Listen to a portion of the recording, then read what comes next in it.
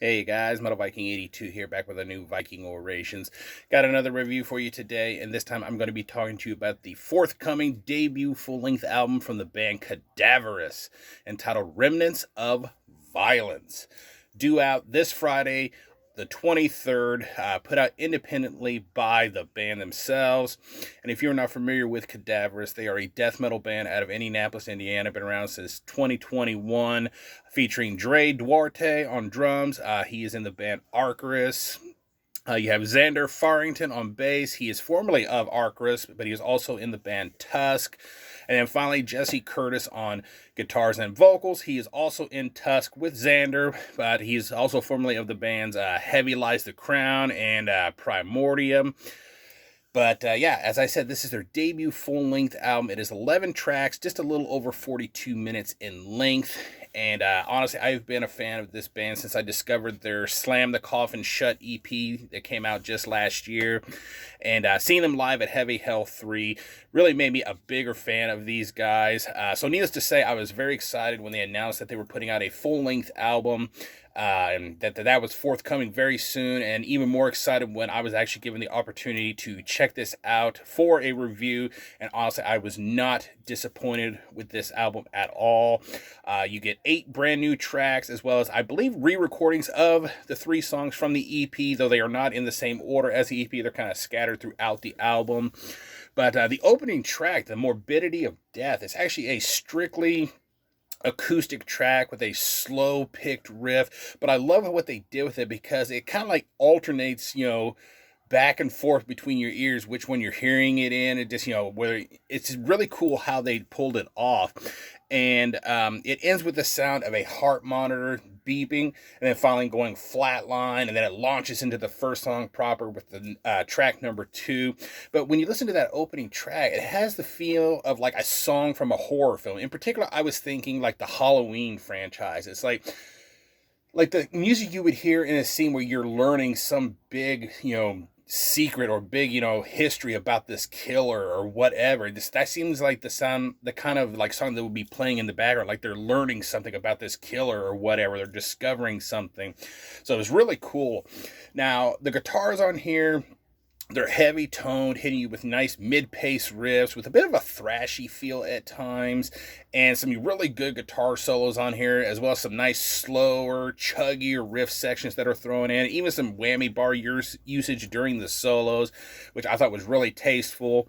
When I listen to this, I hear elements of bands like, Cannibal Corpse. I hear a little bit of Deicide in some of the riffs here. And then I even hear some Aeon, which is a band you don't see mentioned very often. In particular, track number 3, Unfathomable Depths. The opening really reminded me of their song, which is my favorite song by them, Spreading Their Disease. So a lot of cool influences here on this album. Now if I can just get my notebook to cooperate with me here. Xander's bass tone on this album is nice and thick. It's twangy, easily heard throughout the entire album with a bit of a techie feel to it. When you get to track number 5, which was the single that they put out, I Want to Kill, I love that bit at about the 109 mark where everything but the bass stops and you get like a nice heavy bass riff right there, and then the guitars and drums just kind of do this dun dun dun pattern before they go full steam ahead at the 123 mark. To me, it's almost like this band's version of the Cannibal classic Hammer Smash Face, where the bass gets a little moment to do his new, Alex gets to do his little noodly thing. That's kind of what it reminded me of when I was listening to it. Solid drum production on here with a great snap to the snare, lots of interesting patterns, rolls, and fills. I love the blast beats on here. The double bass is really well done. It's very old school death metal sounding, in my opinion. And then Jesse's vocals are very intelligible, nice mid-range, very powerful growl, throwing in some nasty screams at times. And at times he does these, kind of, they start as like a low growl and they end out into a scream, and that is another part of this album that really reminded me of Aeon, and again of the song Spreading Their Disease, because he does that a couple different times in that song. some of the other things I picked out. Track number 7, A Rotted Pile of Pedophiles. I love the intro to this song. Once again, the bass just really stands out here and sounds so badass. And honestly, when you hear the first lyrics in here, the first time I listened to it, he's just like, chop off their cocks. I was just like, okay. It just really kind of took me by surprise. But yeah, track number 11, the title track, Remnants of Violence, at the 106 mark. I love that slow, heavy, chunky guitar riff here.